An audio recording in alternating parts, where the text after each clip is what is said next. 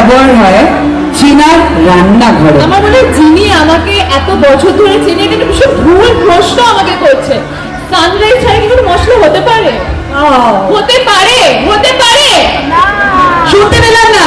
হতে পারে কি? মশলা মানেই সানরাইজ। আই থিঙ্ক সানরাইজের প্রত্যেকটা মশলা রান্নায় অলরেডি একটা আলাদা মাত্রা তো এনেই দেয়, প্লাস টেস্ট এনহ্যান্সও করে অনেক। True. So it has to be sunrise. প্রশ্নটা ঠিক করে নিচ্ছি। দাঁড়া, প্রশ্ন ঠিক করে নিচ্ছি। প্রশ্ন ব্যবহার হয় চীনার রান্নাঘরে। আমার মনে হয় যিনি আমাকে এত বছর ধরে চিনি এটা একটা ভীষণ ভুল প্রশ্ন আমাকে করছে। সানরাইজ ছাড়া কি কোনো মশলা হতে পারে? হতে পারে, হতে পারে, শুনতে পেলাম না।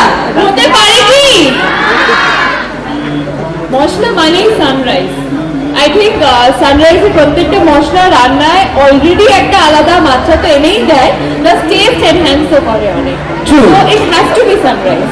প্রশ্নটা ঠিক করে নিচ্ছি।